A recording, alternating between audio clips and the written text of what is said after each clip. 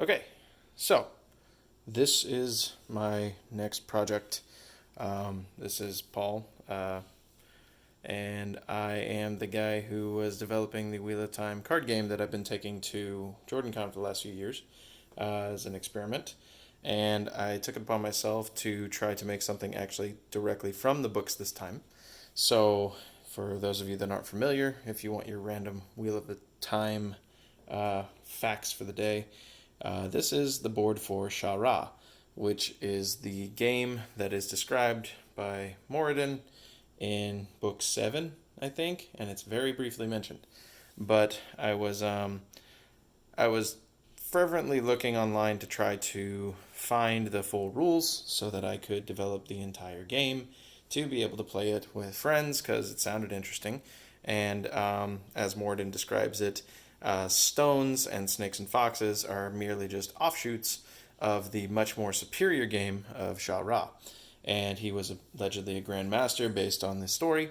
As well, he was one of only 9 people who knew about the game, which at the time in the books, he's one of only 9 remaining Forsaken, so that explains that, unless one of those that he mentioned may have been Rand. So, just to get some brief bits out of the way, as you can tell, it is larger than a standard chessboard. Instead of being 8 by 8, it is actually a 15 by 15 square, which is very enormous. All of this is built from Lego.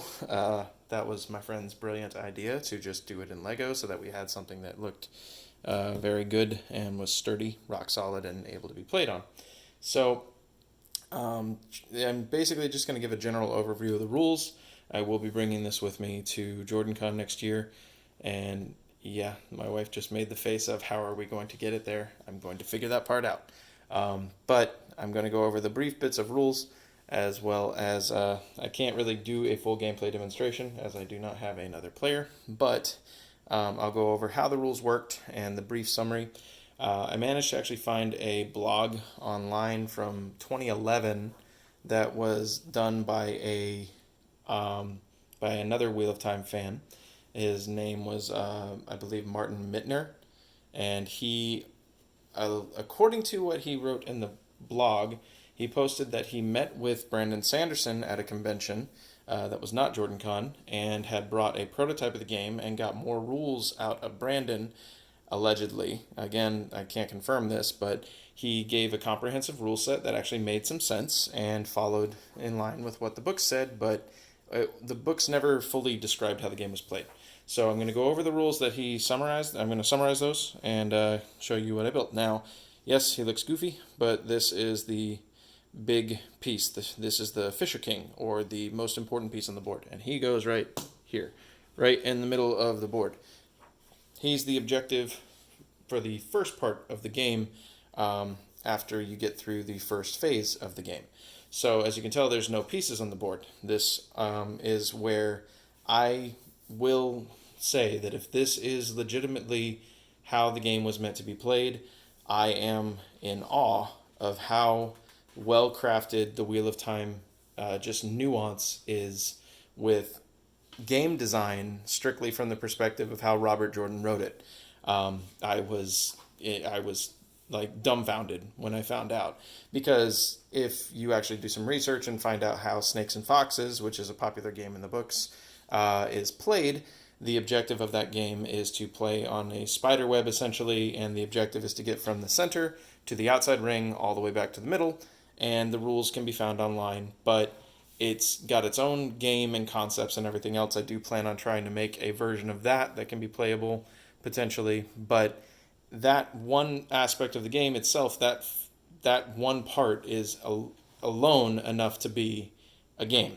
And then you have stones, which when you compare it to current games in the world right now, it's pretty much a game called Go, but the the way that the game is laid out, where you place stones to try to counter your opponent's moves, that is in itself its own game. But when I read the rules that were described by Martin, the interweaving of these two things, along with symbolism, as along with other things mentioned from the books, it all kind of blends together into this beautiful, just big game. And Moridin is correct in his assessment where he says those two games are paltry, like they're nothing compared to the true game, and the true game is Sha'rah. And I know my guy looks goofy, but he has a piece. He has the Kingfisher piece in his hand when he's describing this, and there's symbolisms and all kinds of very cool stuff, and it's beautifully written. But enough gushing about how the gameplay itself works. I will move on to the rest of the pieces. So there's two sides to each board, and there's green and there's red. So I had to go with very simple pieces. I don't have a vast Lego collection, and as you can tell, we did color most of these to match the colors that we needed. But you as a player have 11 each of these, and they're for each of your colors. So you have 11 what are called foxes, which I represented with this piece. You have 11 snakes, which I did with the little horn. And you have 11 stones. So that right there is an immediate comparison to snakes and foxes and stones. So that was a cool little thing, and the whole, time dilutes and changes into things over the ages. And there's two players, so you have green and you have red. So these green pieces represent the snakes, foxes, and stones of green. Each player is given 11 of them, and the first part of the game, the only piece that's on the table is the Kingfisher. And the Kingfisher is always in the Kingfisher space. Now, the advantage with having this board and how it's laid out is the Kingfisher space is completely and totally only allowed to be entered by this piece, by the Kingfisher. So it starts in that square. The objective of the game is to capture the Kingfisher, and you can win in one of three ways. The three ways are represented with either escape, which you do by capturing the Kingfisher and then moving it into your color outside goal row. Now that's actually what this whole entire perimeter is called. It's called the goal row, and that's why it's alternating green and red. You are trying to get this piece to get from here out of the game board and out to your square, depending on what color you're playing on. And there's an equal, distribution. So there's 29 red and 29 green. Now, the game starts with no pieces on the board, and green goes first. And green can choose to pick any of their 33 pieces and place it anywhere on the game board. And the way that the pieces move will be critical to how you place your pieces on the game board. You have stones, which are the most basic piece. Now, these pieces you cannot take pieces with. So you can't actually, like in chess, take a piece with a stone. But a stone can move in any direction in 1 square units. So you can move a stone, say it is here, it could move to anywhere in its perimeter. But it can only threaten to take a piece. It can't take a piece. And by threaten, think check in chess. So if you have a stone here, it's technically threatening the Fisher King or the Kingfisher.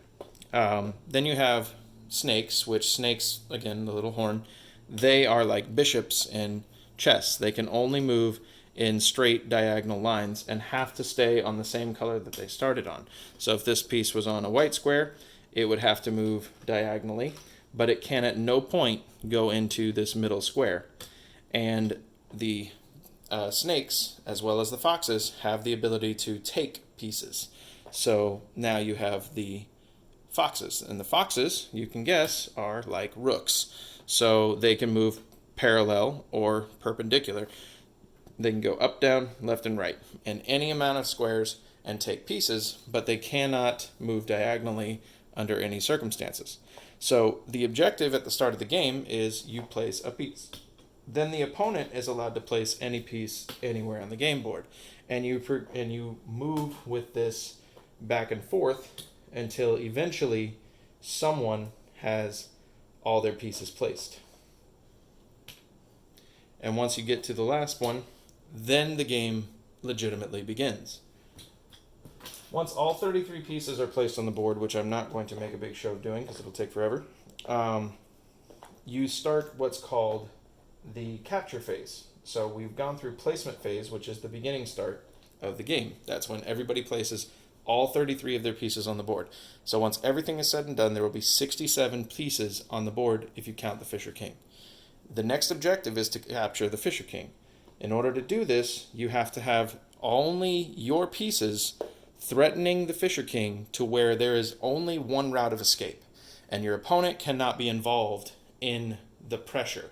So your opponent can't be putting it in check in any way, and you have to be putting it in check in every way, except for one direction. And that one direction becomes the route of escape for the Fisher King. But once you've captured the Fisher King, you can't move any of your other pieces. You can only move the Fisher King for the remainder of the time that you have control of him. Now, just to give you the rules for the Fisher King can only move one square if it's on a black square. And it's just like a stone. It can move in any direction, one square. But it can take units. It can take pieces off the game board.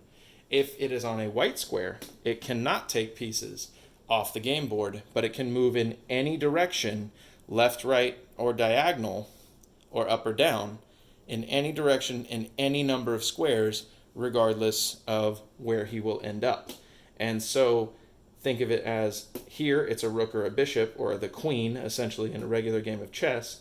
Here it is like the king, but think if the queen couldn't take a piece, and think if the king could only take pieces, but still had its movement restriction. This middle square, or the Fisher King space, is technically a black and white square. So from there, the Fisher King can take any piece on the game board. So the first objective is to attempt to get the Fisher King under your control as a player. Once you gain control, your opponent's entire objective becomes to take control of the Fisher King or to take out all your pieces before the Fisher King can escape. So in order for that to work, you're restricted, once you have control of it, to be the only piece that you can move on the board. You can't move anything else. So when you get to this part, you have what's called the dance, or the third phase of the game. And that is the part where you try to gain the victory. So if you have control of the Fisher King, your objective has, say I was playing green, is to get the Fisher King to this square or to any square along green and move it into the green square while it is not threatened, which means that you have to get 2 free turns, essentially, of getting him to a location and getting him out of the game board. This is referred to by Moridin as the simplest victory, or escape. Then you have the second most difficult form of victory, because again there's only 3, which is to eliminate all of your opponent's pieces.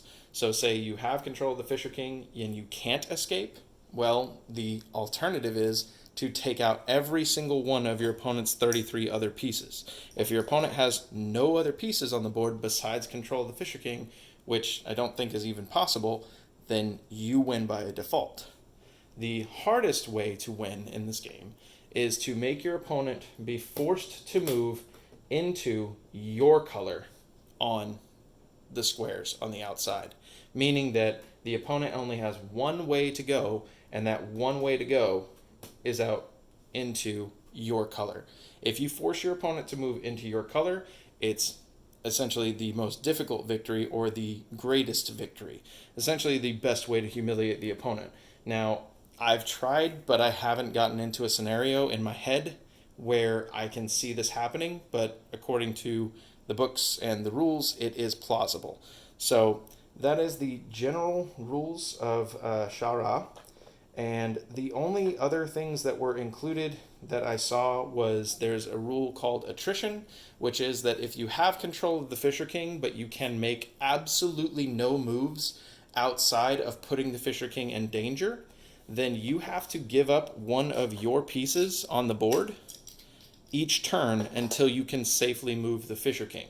So that is a rule called attrition, and the only other rule is that if you move a piece to a location and your opponent moves a piece and then you retract your move or change your move back to where you were before, and this repeats more than 2 times in a row, then the game is called a draw.